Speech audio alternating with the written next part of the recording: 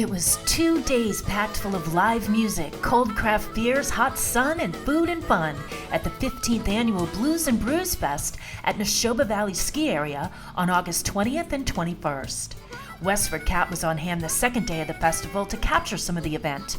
I spoke with the Nashoba Valley Ski Area's marketing director, Pam Fletcher, and asked her why the event gets bigger and bigger every year. Well, I think that, Nashoba Valley Ski Area had a lot to do with that. We actually got involved. They didn't start with us here. And once we got involved and really started to help out, I think it's all the volunteers. I think it's the effort put into trying to promote it and market it. I think it's a fun event. I mean, who doesn't want to sit around on a beautiful sunny day and enjoy live blues music and fabulous brews from all types of vendors? There's over 50 different vendors on the 2 days that came to be a part of the crafting and the brews that are offered here. And the music is spectacular. Some of these groups have been waiting and trying to be a part of this event for a very long time. The ticket sales were higher than they've been in the past for the Pig and Pepper itself. So we'll just have to wait and see how it does. And it's a fun thing too. I mean, I don't know if you've ever experienced this, but the VIP package is kind of fun too, because you get a chance to meet some of the bands because they dine in there. You get a chance to have a few more different types of pours that are available right inside the VIP. It's air conditioned. You have tented seating to be able to get a great view of the bands in action. And I think all around it's a fun experience, whether you just buy a ticket to enjoy it with your family and friends for the day, or whether you want to come out and do the VIP all the way. So we're excited to be involved. Like I said, it's our 15th annual. If you've never had a chance to try Blues N Brews, you can always get out there and try next year.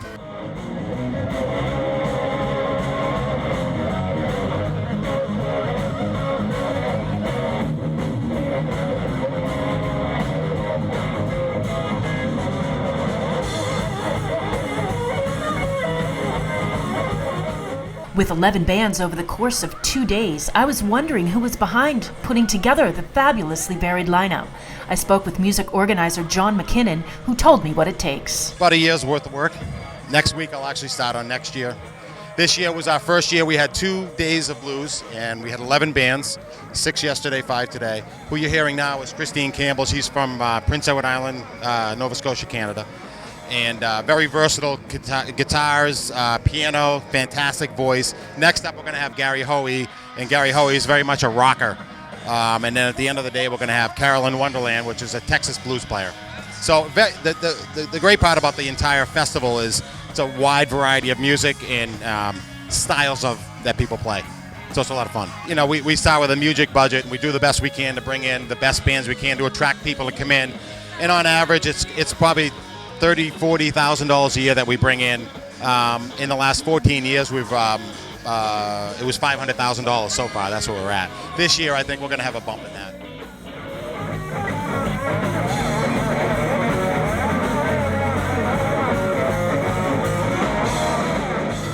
The Blues N Brews Festival is sponsored by the Westford Rotary Club, which donates all the proceeds to local charities. Rotary President Brian Alcorn explains.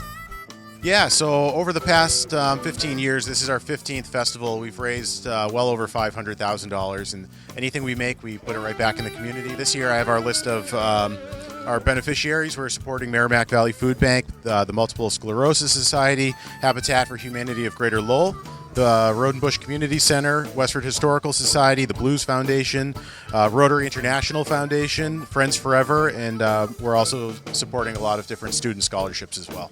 The Blues N Brews Festival is our event that we put on every year. It's our fundraiser, and it's all done by just our Rotary Club. We got a few other clubs that support us as well, and everybody here that's working is a volunteer. So this is a volunteer event, and this is how we raise our money to give away every year. So everything we raise, we give right back. The Blues N Brews has always been a huge success on Saturdays, so we thought, maybe we can double down and do 2 days and raise even more for charity.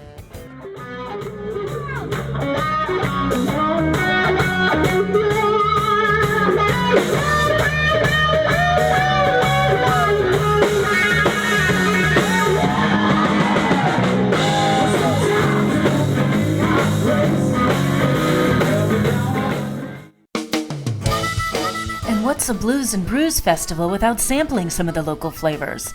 John Flanagan, the microbrew organizer, explains how the event was coordinated this year. This year, this is our second day of the Blues N Brews. This is the first time we've done 2 days of the Blues N Brews.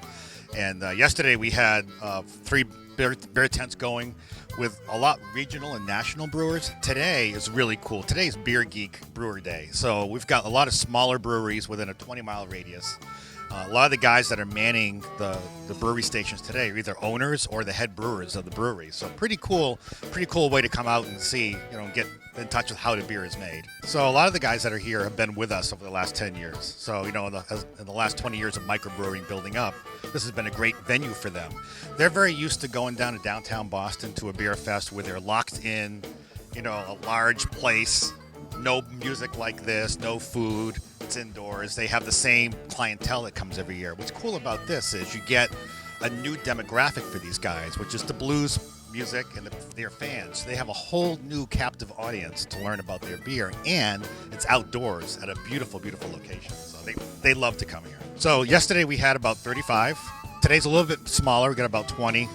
Over the 2-day festival of 55 different brewers with over 120 to 150 kinds of beer.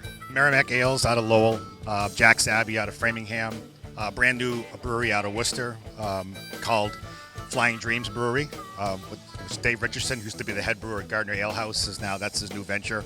They're brewing some very great beer. So, again, Worcester, Lowell, True West out of West Acton.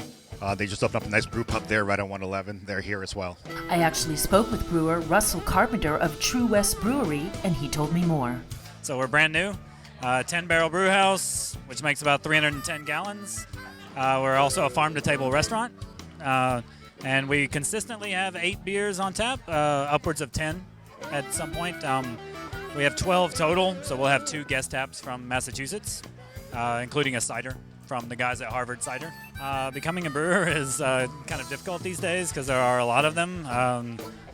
I have a scientific background. I have a PhD in biochemistry in my previous life, and luckily enough was able to get a job as a brewer because it's kind of my passion.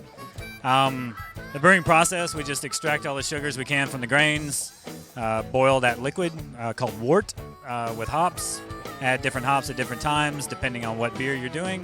IPAs obviously get a lot of hops, lagers don't get that much. Cool it down, put it in a fermenter, add yeast, and 2 or 3 weeks later we have beer. Our beers are served straight out of the serving tank, no filtering, no animal products added to it, so they're vegan friendly. So all of our beers aren't made with local ingredients. However, we are using some local hops and local grains in a upcoming beer next week. But most of our beers are made to style. So if we're making a German beer, we'll use German ingredients. If we're making a Belgian beer, we'll use Belgian ingredients and so forth. And how's the turnout been? Oh, our turnout's been great. I think people favor the double IPA over the brown ale that we have. But that's kind of the nature of the business today. Everybody loves the hoppy beers. But turnouts have been fantastic today. Element Brewing Company's been around for approximately 6 years. Before that, Dan Kramer, the brewmaster, and myself brewed for Owen O'Leary's. When brewing operations shut down there a while back, Dan opened up his own brewing operation. And he's my brewmaster, I went with him. And now we've opened up at Owen O'Leary's again, and they've enlisted us to come back in and brew for them again. Owen O'Leary's beer is strictly for Owen O'Leary's. Element Brewing Company, on the other hand, brews, and that is distributed throughout the New England region. Element Brewing Company you can buy at local package stores and in some restaurants out in the Western Mass area. I used to homebrew, and then I got a job at Deja Brew in Shrewsbury, Massachusetts, and my brewmaster there is Ray Schiavone, who's here with me today. Anything we can do to support anything local, all us, the brewing community, we're all about that. Everything it takes to support local people, and you can tell looking around, this is a great festival. Dave Richardson, owner and brewer of Flying Dreams Brewery out of Worcester, agreed that there's a camaraderie. And when I asked him how hard is it for local breweries to differentiate themselves from one another, this is what he had to say. Well, honestly, it's not so much of a struggle of differentiating yourself from other brewers. It's it's really not hard to make different beer. I think the struggle as a small brewer is really making ends meet, is charging a fair price to consumers, and still being able to make your bottom line. I think that's the hard thing. Honestly, all of us small brewers, we're not really competing much with each other, as much as just in the marketplace with a lot of larger brewers who can easily undercut us, for their prices. So it's much harder to stay competitive and to keep your business in business. The smaller you get, it's just like anything, right? As far as differentiating goes, I mean, every brewing company has its own brewer, and it's got its own place where its own water. I mean, water chemistry has a lot to do with differentiation, and they use their own. They make up their own recipes with their own ingredients. So, not that hard that way. Like, I'm friends with most of the other local brewers in the area, and yeah, we're all friend. It's all friendly competition for us. We're all there's so many people out there who are getting into craft beer, and I think if anything, we're all just slowly eating into those macro companies that are, they're maybe slowly losing profits. That's why they're all banding together. They're trying to figure out a way to come back at us, and I think that as time goes on, more and more people are going to just they want local beer, just like they're starting to want local all kinds of products, and I think it's great for the economy, and it's great for the people of this country. So, of course, we're located in Worcester, 455 Park Ave, connected to Peppercorn's restaurant. Coming right to the brewery is obviously the best way. We're open every Thursday, Friday, Saturday for walk-ins, for people who want to come in, try the beer, and buy it in bottles and growlers. We're also in around 80 different locations now, both draft and liquor stores across just Massachusetts for now. I mean, the best way we get into new places is by word of mouth. So people go to their local liquor store and say, hey, how can I get Flying Dreams? And then they call us up and ask us for our product. So, if anyone wants to see our beer in their local liquor store, just say the word. The squeaky wheel gets the grease. It's great to see local businesses thriving and supporting one another, as well as the local charities the Westford Rotary donates the proceeds to. With over 3,000 people on the Hill and more than $73,000 in gate revenue, it was an overall successful fundraising event at the 15th Annual Blues N Brews Festival at Nashoba Valley Ski Area. For WestfordCAT, I'm Patty Stalker.